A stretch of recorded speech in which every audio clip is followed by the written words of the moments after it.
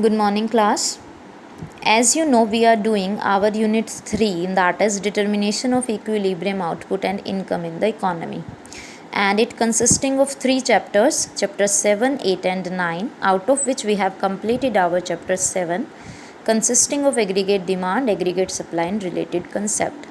Today we are going to start our chapter 8, that is short run equilibrium output. In this chapter, first of all, we would come to know the meaning of short run, then what is the meaning of equilibrium output, and then the ADAS approach of determination of equilibrium output. All these 3 concepts we are going to cover today. So let's move on to our first concept, that is short run. You have heard about the short run concept.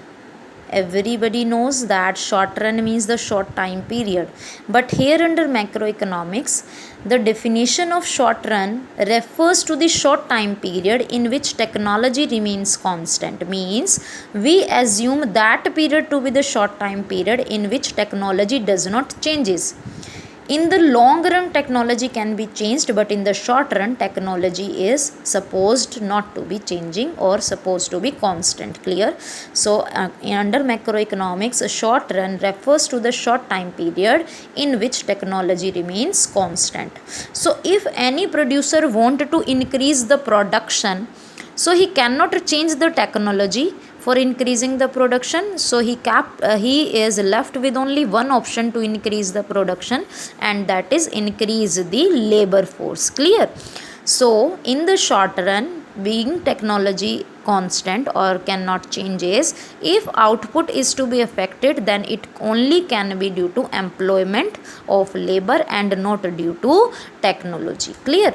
So the 3 things you have to keep into the mind. Firstly, short run is a short time period. Second, in this time period technology does not change. And third, if in this time period you want to increase the output, then you can increase it only by employing more and more labor. Clear? Technology will not change. See, if you're gonna remember the law of variable proportion, whenever we have studied that was also a short run concept in the microeconomics. At that time we have also studied that technology will be kept constant, the fixed factor will be remain fixed and only variable factor will be changed in the short run. Similarly here, labor is a variable factor.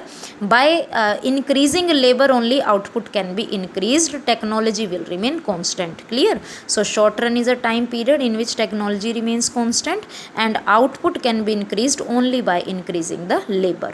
Clear?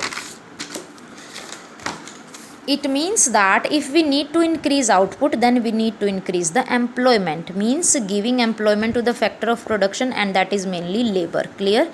And once all the labor in the economy is fully employed, means every laborer, every worker is getting the employment, nobody is there left to be employed, then it means output cannot be increased beyond that point. Clear? Suppose there are 100 labor workers in a country, 50 are working and output is generating or output is producing accordingly. So if the remaining 50 are also employed, then it is a situation of full employment, that each and every worker is employed. Now after employing all the 100 workers, the output increased.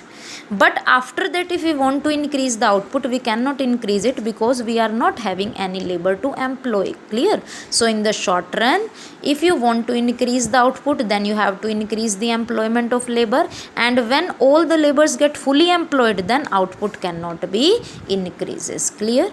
This is the concept of short run.